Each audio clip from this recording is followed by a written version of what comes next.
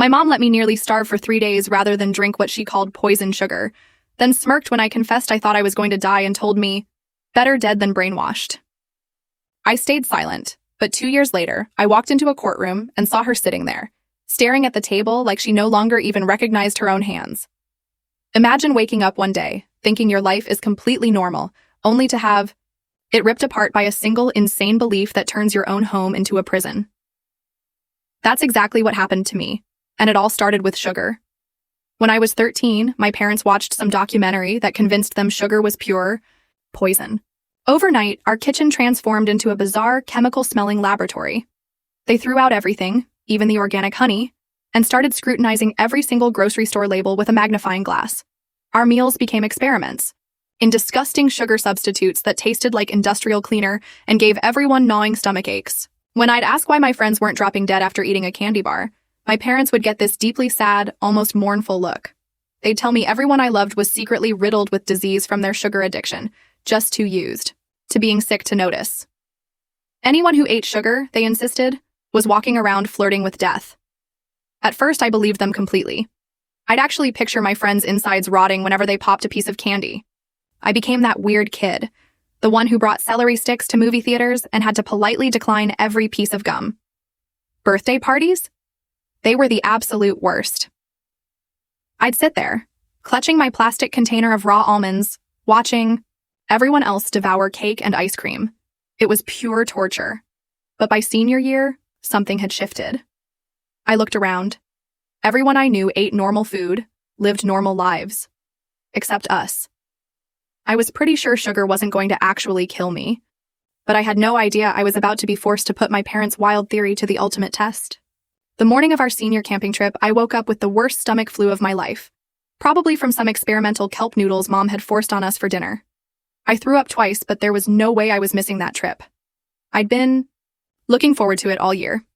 So I grabbed my packed bag, plastered on a fake smile, and pretended everything was fine when my parents dropped me off at school at 5 a.m. I waved goodbye, walked towards the buses where everyone was loading up, but instead of getting on, I sprinted to the bathroom. I spent the next hour completely miserable on the floor of a stall. When I finally dragged myself out, the parking lot was eerily empty. The buses were gone. My stomach dropped. Panic started to claw at me. I figured I could just call my parents. Except my phone was in my backpack, which was safely tucked away in the bus's storage compartment, already heading for the mountains. And the school?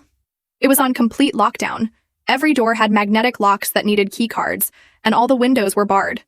I was literally trapped inside, no way to contact anyone, and my parents thought I was safely on a camping trip. The only food in the entire school was the vending machines in the cafeteria, packed with sodas and candy bars. I survived the first day just drinking from the water fountains. But by Saturday morning, I was shaking, dizzy, and could barely walk. The water fountains barely worked, spitting out tiny trickles of warm, metallic-tasting water. I stood in front of that vending machine for 20 minutes staring at a Sprite. Part of me genuinely believed it might kill me. But I also knew, with terrifying certainty, that not drinking something definitely would. My hands trembled as I finally pressed the button. I held that cold bottle for another 5 minutes, heart hammering, before taking the smallest sip imaginable. I waited. Nothing. No dramatic collapse. Just a tiny, almost imperceptible lessening of the death-like feeling. I took another sip, then another, until the whole bottle was gone. For the next 3 days, I lived on Sprite, Coke, and Snickers bars. Every sip, every bite, felt like I was actively poisoning myself. Yet, at the same time, I felt more energized than I had in years. It utterly shattered everything my parents had ever told me about food. The janitor found me Monday morning, passed out in the cafeteria, surrounded by empty bottles and candy wrappers. The paramedics, bless them, took one look at me and said, I was severely dehydrated despite all the soda, and that my blood sugar was wildly unstable from years of restriction, followed by 3 days of nothing but sugar. They actually told off my parents, right there in the hospital, for pushing their ridiculous beliefs on me. My mom just kept crying, apologizing for making me so afraid of food that I'd almost waited too long to eat anything, even when I was starving. After I was released, my parents seemed to have a complete change of heart. They actually bought normal groceries for the first time in years. Real ice cream, regular bread. I was washing dishes after dinner, feeling this immense wave of relief that the sugar insanity was finally over. Then Mom walked into the kitchen with her laptop, that intense, unhinged look on her face that I now recognized with a chill. "Honey," she said, her voice tight with suppressed excitement, "we need to have a family meeting, because while you were in the hospital, I did some research. And the real problem isn't sugar at all." My heart sank. It's the fluoride and chemicals in tap water. So starting tomorrow, we're only drinking rainwater that we collect ourselves. It turned out the horrors were only just beginning. The next morning, Mom dragged Dad and me outside at 6 a.m. to set up these enormous blue barrels she'd ordered online. They were for catching rainwater off the roof. Dad, looking utterly defeated, climbed the ladder with gutters and pipes, while Mom shouted instructions from below about optimal angles. My little sister, Isabella, stood in the doorway, still in her pajamas, watching us like we'd all completely lost our minds. "Are we seriously doing this again?" she asked, her voice quiet but laced with disbelief. Mom launched into this wild speech about how the government puts fluoride in tap water to control our minds and make us passive consumers. She had 50 pages printed from websites like truthwaterfreedom.com, waving them around while Dad hammered brackets into the roof. By the time we finished setting up the collection system with filters made from old t-shirts and coffee filters, our entire backyard looked like some kind of science experiment gone horribly, horribly wrong. At school the next day, I pulled out my mason jar filled with murky rainwater during lunch. My friend Jake just stared at it. "What fresh hell have your parents come up with now?" he asked. I explained the fluoride mind control theory, taking tiny sips of water that tasted like dirt and roof shingles. Missy Rodriguez walked past our table, did a complete double take when she saw my jar, then just shook her head and kept walking. 3 days later, I was in my room, looking up water safety information on my laptop. Study after study showed that properly treated tap water was completely safe to drink. Isabella walked in, tears streaming down her face. Kids at school had started calling our family the Doomsday Preppers after seeing the barrels in our yard. We both knew trying to talk to our parents was pointless. They'd just say everyone else was brainwashed. The next week, Mom caught me refilling my rainwater jar from the school water fountain. She completely lost it, accusing me of poisoning myself on purpose. She pulled out her phone and shoved article after article in my face from conspiracy websites, claiming fluoride calcifies your pineal gland and blocks spiritual awakening.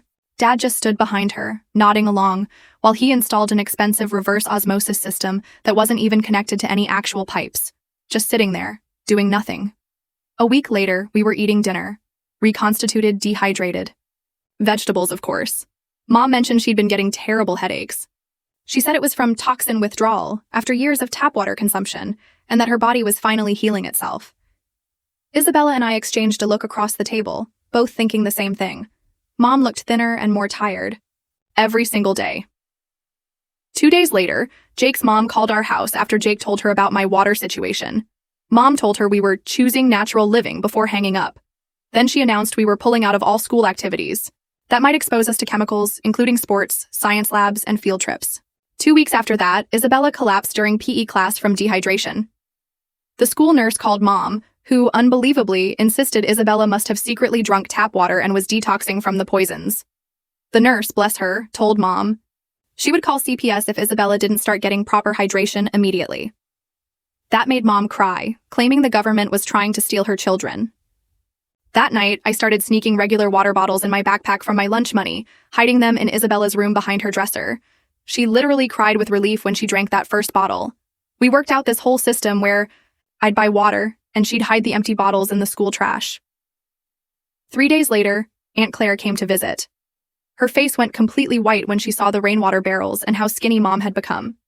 She tried talking to Mom about seeing a doctor, but Mom accused her of being brainwashed by big water and pharmaceutical companies. Aunt Claire left after an hour, but pulled me aside on the porch and slipped me her phone number. "Call me," she said, her voice urgent, "if things get worse." The next Monday, Mrs. Rodriguez kept me after English class to ask about my home situation. I tried to dodge her questions, but she noticed how I was taking tiny, careful sips from my murky mason jar. She offered me her water bottle. I wanted it so badly, my mouth was dry, but I shook my head and said I was fine. I was terrified of what would happen if Mom found out. That whole week felt like walking on broken glass. I kept waiting for someone to tell Mom about the water bottle thing, but somehow nobody did. Isabella started hiding water bottles in her room behind her dresser, and I'd hear the plastic crinkling at night when she thought everyone was asleep. A week later, Mom was putting away laundry when she found 3 empty bottles stuffed behind Isabella's bed. The screaming started immediately. She dragged Isabella downstairs by her arm, dumped out every single bottle, yelling about poison and betrayal and how we were trying to kill ourselves. Dad tried to grab her shoulders to calm her down, but she spun around and shoved him hard enough that he stumbled backward into the counter. "You support me completely," she said, her voice terrifyingly quiet. "Or you leave this house right now." Dad just stood there, opening and closing his mouth like a fish, while Isabella ran upstairs, sobbing. Mom threw the bottles in the trash so hard the can tipped over. The next morning, Dr. Wells called the house about my hospital records from the camping trip. Mom picked up the phone. "We've switched to a holistic practitioner who actually understands healing," she snapped, before hanging up and unplugging the phone from the wall. She announced at dinner that we were done with Western medicine forever. She threw out the thermometer, the bottle of aspirin, even the Band-Aids. 4 days later, the house turned into this weird, silent tomb. Mom only spoke to give meal instructions, and Dad started working until 10 every night just to avoid coming home. Isabella and I ate our dinners in silence, the rain pounding against the collection barrels outside, while Mom sat at the table watching us chew every bite. Jake caught me after school, pulling me behind the gym to show me a news article on his phone about a family in Oregon who got brain parasites from contaminated rainwater. I wanted to print it out, shove it in Mom's face, but I knew she'd just say it was government propaganda. "You can stay at my house," Jake said. But I couldn't leave Isabella alone with Mom getting worse every day. Mom's hair started coming out in huge clumps that clogged the shower drain. She'd stand in the bathroom mirror, calmly pulling out more strands like it was totally normal. Then she started wearing this paisley headscarf. She spent 12 hours a day on sketchy websites researching healing protocols that involved drinking clay and sitting in ice baths. Dad suggested seeing a doctor about the hair loss. She locked herself in their bedroom for 2 days, refusing to come out. 2 weeks later, we had Isabella's parent-teacher conference. I went along because Dad was conveniently stuck at work again. The teacher was explaining Isabella's math grades when Isabella suddenly stood up, walked to the water fountain in the hallway, and started drinking right in front of Mom. Mom grabbed her by the hair and yanked her away from the fountain while 3 teachers watched, mouths agape. She dragged Isabella out to the car, the principal following us, asking if everything was okay at home. That evening, the principal called our house, and I heard Mom telling him we didn't need interference from government employees who didn't understand natural health. I was putting away groceries when I found these brown glass bottles in the back of the pantry. Labels completely in Chinese characters, no English anywhere. Mom said they were purification minerals from a special supplier, but the website she ordered from looked like something from the dark web, with no real company information. My aunt started texting me every single day, asking how we were doing, mentioning she'd been documenting things and talking to someone, but she wouldn't say who. She told me to write down everything that happened, with dates and times, and keep the notes somewhere Mom wouldn't find them. A week later, Mom announced she wanted to dig a well in the backyard because the rainwater wasn't pure enough anymore. Dad actually stood up from his chair. "No," he said, his voice surprisingly firm. They screamed at each other for an hour while Isabella and I hid upstairs, Mom accusing him of not caring if his family died from toxins. Dad slept on the couch that night, and every night after, while Mom stomped around the house slamming doors. Isabella developed this wet cough. That sounded like she was drowning. I'd hear her crying in her room at night, too scared to tell Mom she felt sick. I bought cough drops at the gas station and snuck them to her. We'd sit at breakfast, pretending everything was fine, while she tried not to cough in front of Mom. 5 days later, Mom announced at dinner that we were starting a family cleanse. For 3 days, we'd only drink distilled rainwater to flush out all the toxins from years of tap water poisoning. She'd set up this whole system in the backyard with tarps and buckets to collect rain. Then she'd boil it on the stove for hours until the whole house smelled like wet dirt. The first day wasn't too bad, but by day 2, I was so dizzy I had to hold onto the walls to walk. Isabella couldn't even get out of bed without throwing up. Dad went along with it at breakfast, but when I went outside to grab my backpack, from his car I saw him in the driver's seat, eating a whole sleeve of crackers and chugging a bottle of Gatorade he'd hidden under the seat. He saw me watching and just shook his head and mouthed, "Don't tell Mom," before shoving everything back under the seat. The next morning, there was a loud knocking at our front door. Through the window, I saw Ms. Rodriguez standing there, with another woman I didn't recognize. Mom went to the door but didn't open it, just talked through the crack, asking what they wanted. Ms. Rodriguez said she was worried about me missing so much school, and the other woman introduced herself as the district wellness coordinator. Mom started yelling about harassment and her rights as a parent, and how the school had no business coming to our home. They tried to explain they just wanted to help, but Mom threatened to call the police if they didn't leave immediately. Ms. Rodriguez slipped some papers through the mail slot before they left.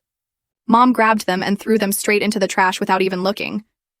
2 days later, I was at the grocery store buying more distilled water because Mom said the rainwater wasn't pure enough.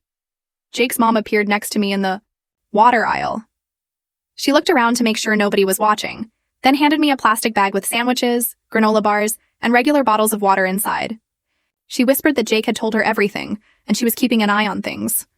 If I ever needed help, I could just show up at their house anytime. I hid the bag in the garage behind Dad's old golf clubs and would sneak out there at night to eat real food when everyone was asleep. A week later, I was doing homework when I heard this awful crash from the backyard. I ran outside to find Mom collapsed next to the ladder she'd been using to clean the rain gutters. She was conscious but couldn't stand up and kept saying she was fine, even though her face was completely white and her hands were shaking so bad she couldn't hold her phone. Dad called 911 even though Mom weakly told him not to. When the paramedics arrived, they took one look at her and loaded her straight into the ambulance. At the hospital, the doctor said she was severely anemic and dehydrated, and her blood pressure was dangerously low. But Mom kept insisting she was fine and didn't need any treatment. She signed herself out against medical advice and made Dad drive her home, even though the doctor was practically begging her to stay for at least one night of IV fluids. The next morning, Dr. Wells showed up at our house, standing on the porch, knocking for 10 minutes straight. Mom wouldn't open the door, but he started shouting through it that he was mandated to report medical neglect, and that refusing treatment when you have minor children was a serious issue. Mom screamed back that she'd sue him for harassment and defamation, and that he had no right to threaten her family. He left, but said loudly enough for the whole neighborhood to hear that CPS would be contacted if she didn't get proper medical care immediately. 3 days later, a white sedan pulled up. A woman in a business suit got out, along with a sheriff's deputy in full uniform.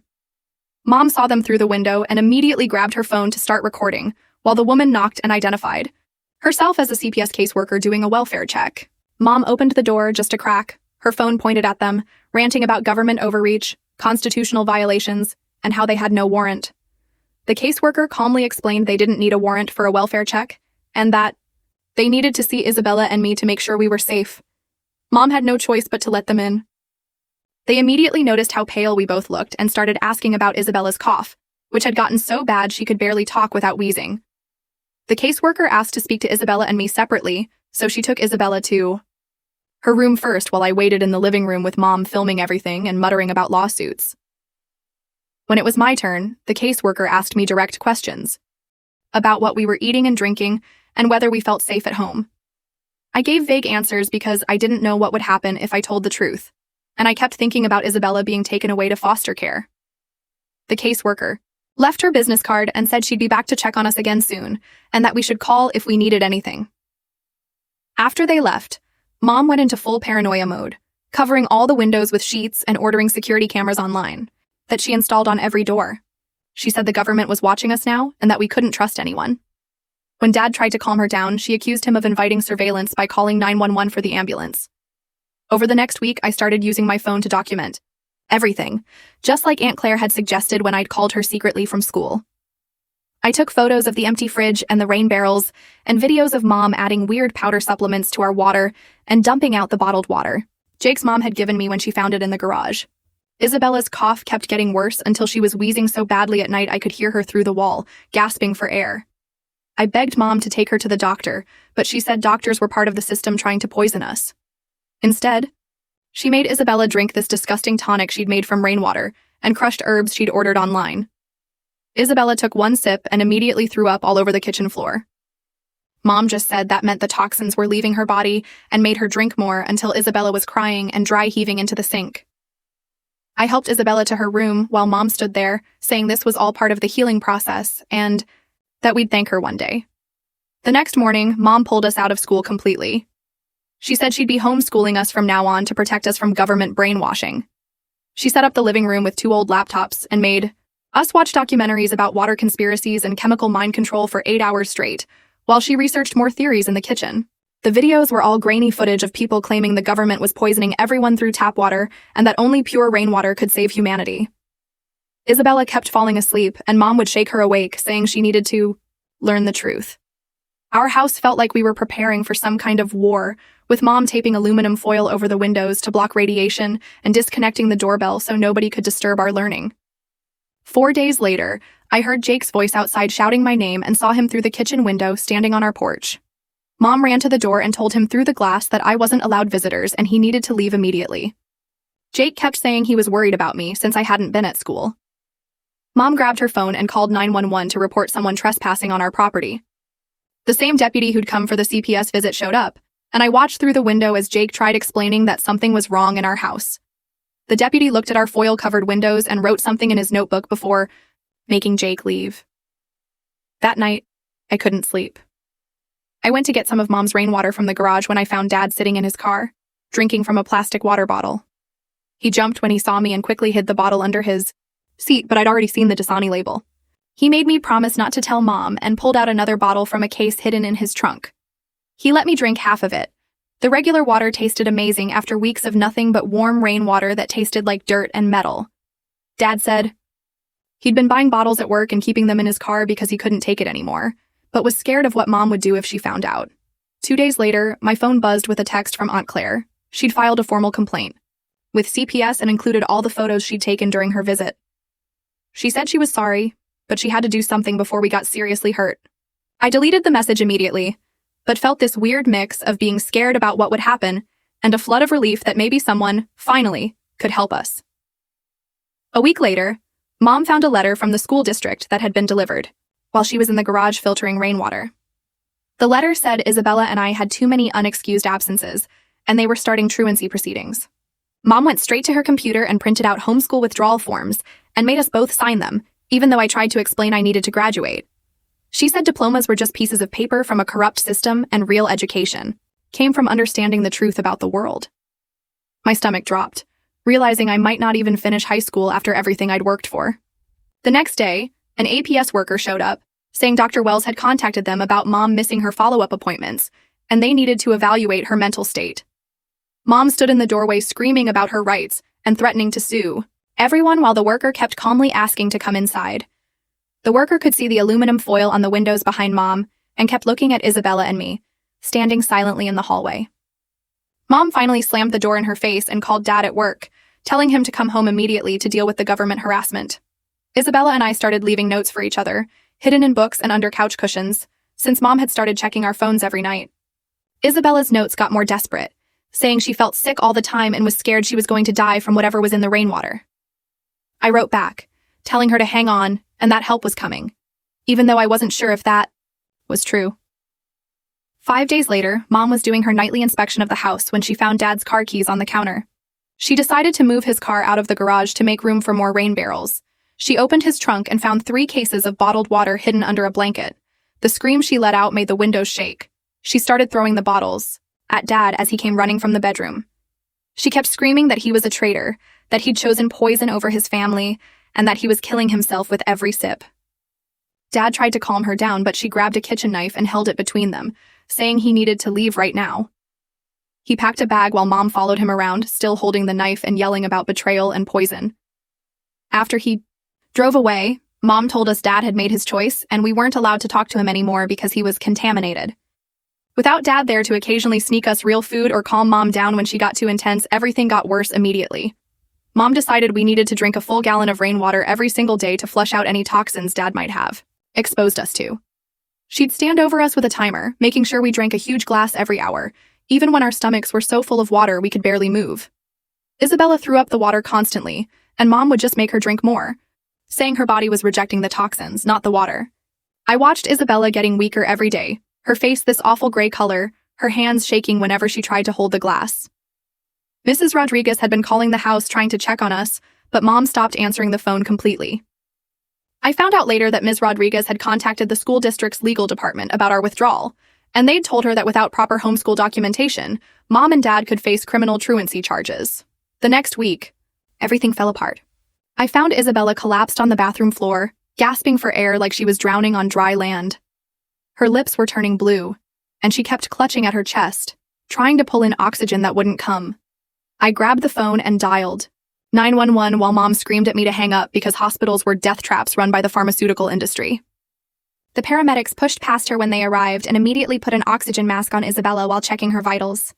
They said her oxygen levels were dangerously low and loaded her onto a stretcher while Mom tried to physically block them from taking her. One of the paramedics told Mom that Isabella was a minor in medical distress, and they didn't need parental permission to transport her.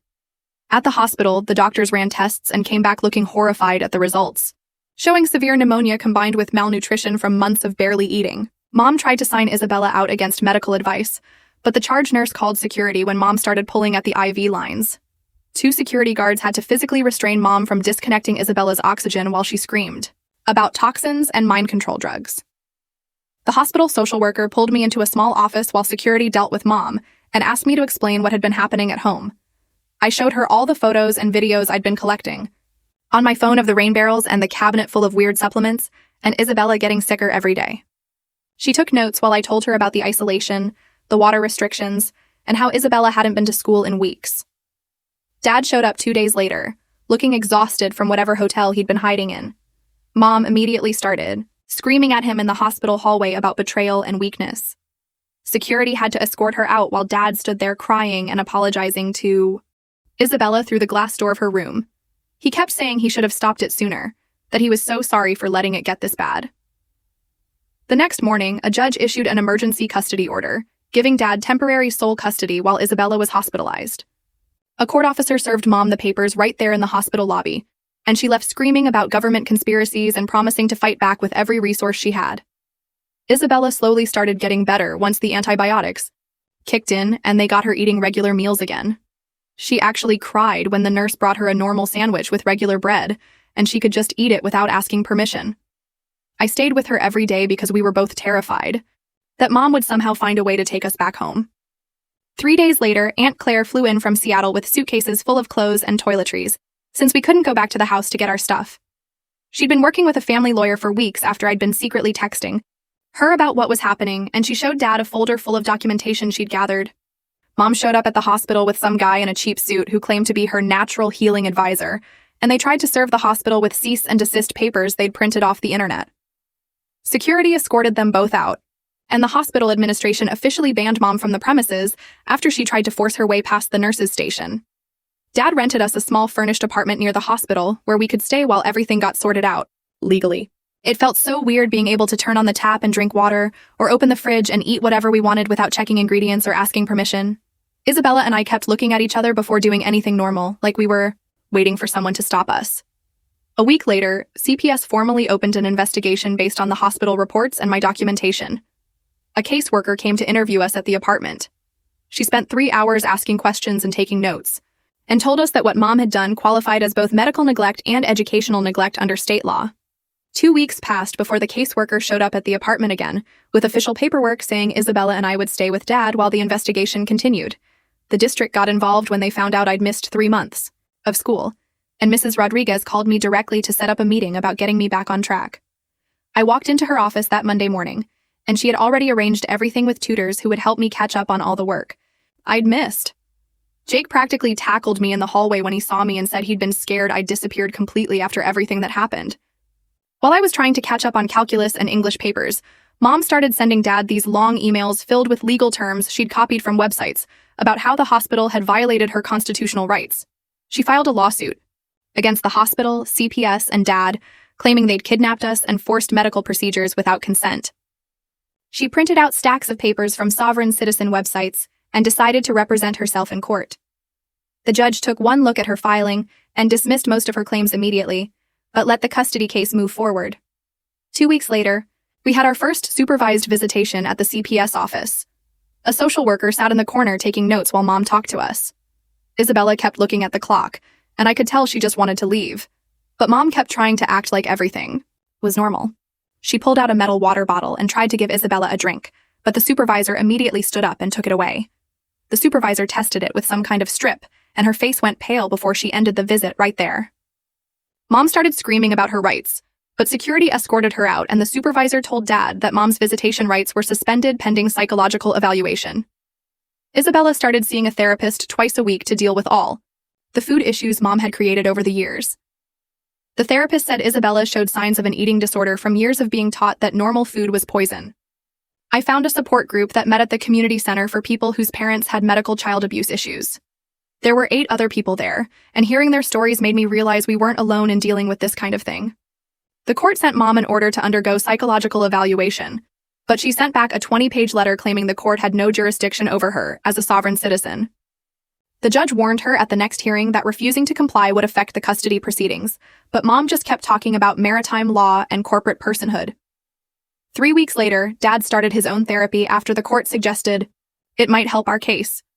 He told me after his first session that the therapist made him realize he'd been so afraid of losing Mom that he'd convinced himself her extreme behavior came from loving us too much.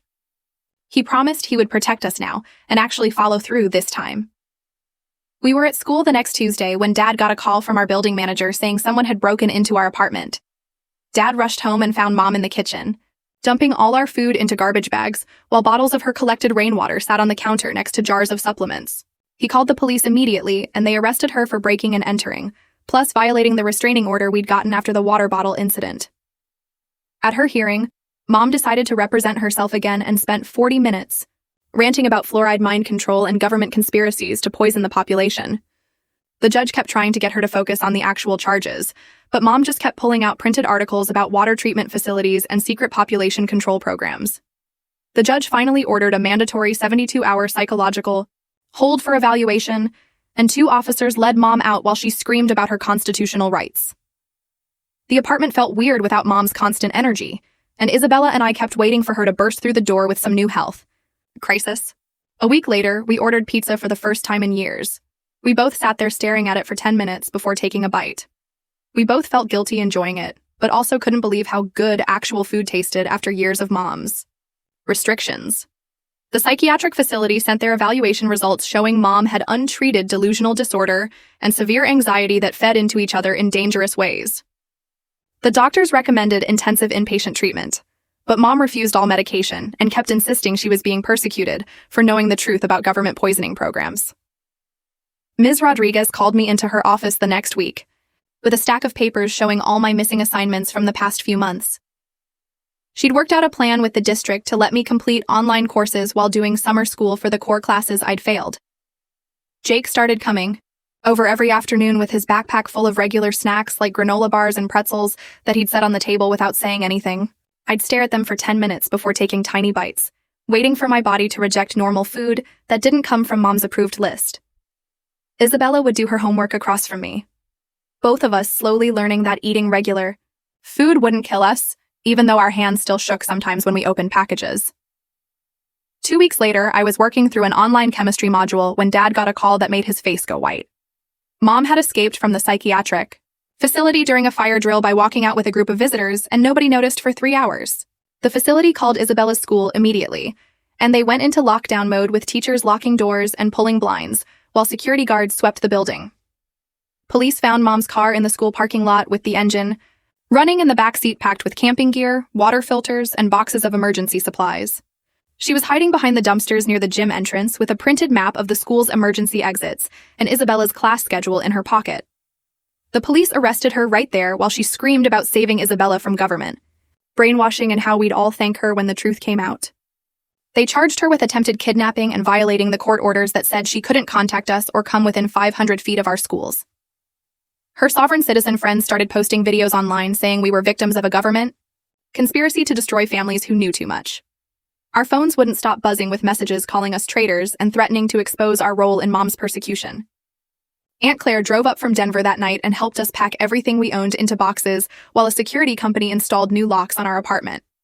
She found us a different place across town with a doorman and security cameras in every hallway and a panic button system connected directly to the police.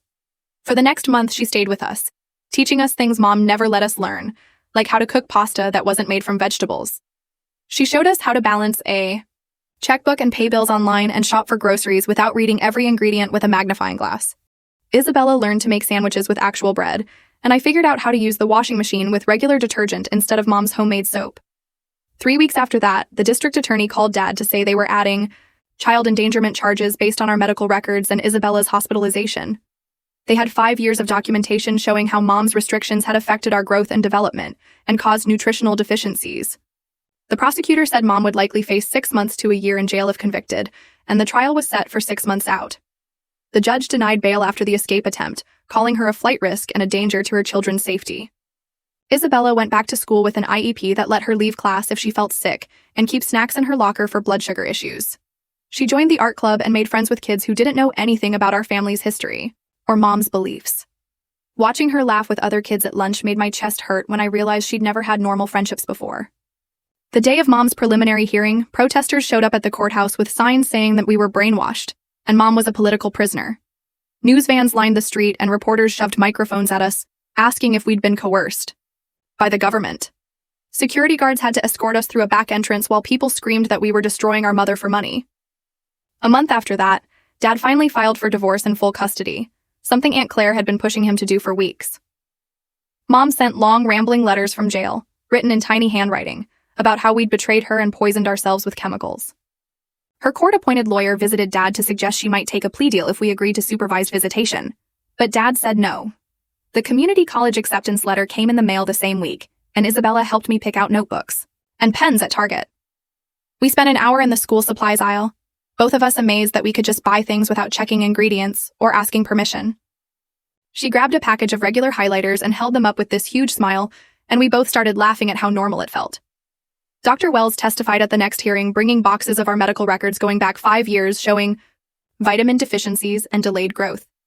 He explained how Mom's restrictions had caused actual harm, while she insisted everything she did was to protect us from toxins. Mom started shouting that he was part of the conspiracy until the bailiff removed her from the courtroom while she screamed about poison and lies. 2 weeks later, Dad got a call from the prosecutor's office asking us to come in right away because they'd found something during their investigation. We drove downtown in silence. The prosecutor showed us printouts from Mom's jail phone account where she'd been calling some group called Citizens Against Water Poisoning every single day. The group had a website full of crazy theories about government mind control through tap water, and Mom had become their newest hero after her arrest made the news. She'd given them our home address and told them we were victims who needed saving from the government agents who'd stolen us from her. The prosecutor showed us screenshots from their private forum where members were planning to protest outside our house, and one guy from Texas had posted about driving up to Colorado to help Mom expose the truth. The FBI had gotten involved because several members had made threats against the judge and the CPS workers on the case. Dad's hands shook as he read through the posts where strangers called him a traitor and said he deserved whatever happened to him for betraying his wife. The prosecutor said they were increasing security at the courthouse and suggested we might want to stay somewhere else for a while. We packed bags that night and went to stay with Aunt Claire, who lived an hour away in Fort Collins. Mom kept calling the jail commissary to order bottled water, but they only had tap water in plastic bottles, so she stopped drinking anything at all. The guards found her passed out in her cell after 3 days and put her on medical watch where they had to give her IV fluids. Her lawyer came to Aunt Claire's house saying Mom couldn't help with her own defense because she kept insisting he was a government spy sent to poison her. She'd fired him twice and tried to represent herself, but the judge wouldn't allow it because she kept talking about water conspiracies instead of addressing the actual charges. Isabella threw herself into her science fair project about water purification and spent every night after school in the chemistry lab testing different water samples. She made this huge display showing how tap water was actually safer than most bottled water, and included statistics about how many lives clean water systems had saved. The night before the fair, she told me she was doing it to prove to herself that everything Mom taught us was wrong. She won first place, and when they called her name, she walked up to get her trophy and said into the microphone that she dedicated it to everyone who's been taught to fear what keeps us alive. The whole auditorium went quiet because everyone knew our story by then. Mom's lawyer filed a motion for a competency evaluation because she'd accused him of putting poison in the pens at his office and refused to sign any documents.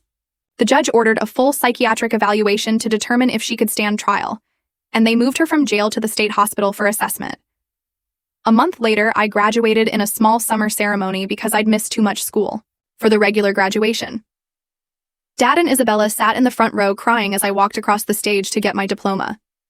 Ms. Rodriguez hugged me afterward and whispered that she was proud I'd survived everything and still managed to graduate. We drove to the state hospital the next week to visit Mom in the psychiatric ward, but when they brought her into the visiting room, she stared at us like we were strangers. After a minute, she started screaming that we were actors hired by the government to trick her, and the orderlies had to take her back to her room. The doctor explained that her delusions had completely taken over, and she couldn't distinguish reality from her paranoid fantasies anymore. He said she believed everyone was part of a massive conspiracy to poison her, and she'd stopped recognizing people she'd known for years. The competency hearing happened 2 weeks later and took less than an hour because 3 different psychiatrists testified that Mom couldn't understand the charges against her or assist in her own defense. The judge ruled she was incompetent to stand trial and committed her to the state psychiatric facility for treatment, with the criminal charges suspended until she recovered enough to understand what was happening. 3 weeks after that, Dad sat us down and said he was legally changing our last names to his mother's maiden name because people kept finding us online and sending death threats. We deleted all our social media accounts, and Isabella had to change schools because kids kept asking her about Mom's arrest. The new name felt weird at first, but also like we could finally breathe without everyone knowing our story. Isabella and I started going to family therapy twice a week to deal with everything that had happened. The therapist made us talk about how we felt about Mom, and I realized I missed who she used to be before the documentaries and the paranoia took over. Isabella said she loved Mom, but couldn't forgive her for making us scared of normal food and water for so many years. We both cried a lot in those sessions, but it helped to say things out loud that we'd been holding inside. One afternoon, Dad got a call from Mom's doctor about a new experimental treatment for delusional disorders that was showing good results in clinical trials. Dad signed the consent forms that day, even though the treatment would take months and might not work at all because he said he had to try to get back the woman he married 20 years ago. Isabella and I weren't sure Mom would ever be the same, but we understood why Dad needed to believe she could get better. A month later, I was carrying groceries into our new apartment when I found a manila envelope shoved under the door with my name written in block letters across the front. Inside were printed photos of me walking to school and Isabella at her bus stop with red X's drawn over our faces, plus a typed note saying we were poisoning ourselves with government water and would pay for betraying the truth. Dad called the police immediately.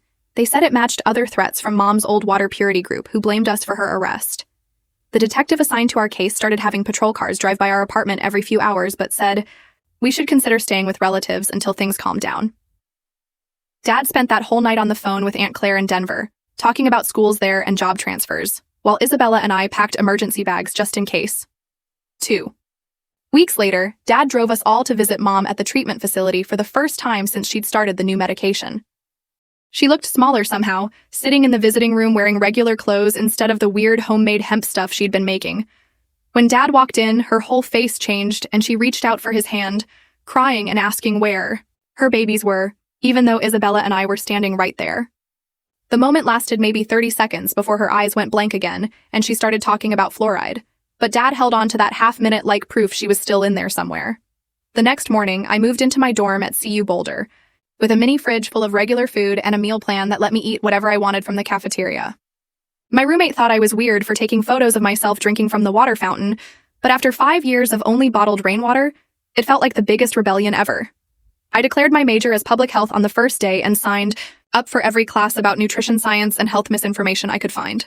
Isabella started her junior year of high school by joining the environmental club, where she gave presentations about actual water safety based on EPA data instead of conspiracy websites. She organized a fundraiser for water filters in low-income neighborhoods, using real science to explain why clean water mattered without scaring people into thinking the government was trying to kill them. 2 months after the treatment started, Mom's doctor called to say she was stable enough for supervised phone calls if we wanted to try. Her voice sounded thick and slow from the medication when she asked how we were doing and if we were eating enough vegetables, which was the most normal parent thing she'd said in years. She didn't mention water purity or government conspiracies even once during the 10-minute call, though she kept forgetting what she just said and asking the same questions over and over. 3 days later, the FBI arrested 12 members of Mom's old group for planning to dump industrial chemicals into the Boulder Reservoir to prove the water was already poisoned. Mom's name came up in their planning documents, even though she'd been locked up for months, which meant she got transferred to a more secure wing with less privileges. The support group Dad had been going to for families of people with delusional disorders became his main social life. And eventually, he started getting coffee after meetings with a woman named Patricia, whose ex-husband thought the government was controlling him through his dental fillings. Isabella and I met her a month later at a Thai restaurant where she talked about her job as a teacher and her 2 kids in college without once mentioning conspiracy theories or forbidden foods. Dad smiled more during that dinner than he had in the past year, and even though it felt weird seeing him with someone who wasn't Mom, we were glad he'd found someone who understood what we'd been through. Mom's next letter came through her doctor 2 weeks before finals, with shaky handwriting that said the medication was helping her think clearly. But that clarity was terrifying, because she could finally see what she'd put us through. She wrote about remembering making us drink creek water and forcing us to eat expired food, and how she couldn't understand why she thought that was helping us when it was obviously hurting us. She didn't ask us to forgive her or write back, but just wanted us to know she was starting to understand, even if she couldn't undo any of it. I spent 3 days writing different versions of her response before finally sending one that just said, I got her letter, and that Isabella and I were doing okay in school and that Dad was taking care of us. I didn't mention the therapy appointments twice a week or the panic attacks I still got near vending machines, or how Isabella had started hiding food in her room again, just in case. The family court hearing happened over video, with Mom calling in from the facility, looking tired but present while the judge went through all the custody arrangements. She agreed to everything, including supervised visitation only if she stayed on her medication and completed the full treatment program, which would take at least another year. When the judge asked if she had anything to say, she looked directly at the camera and mouthed, I'm sorry, before the connection cut out and the hearing was over.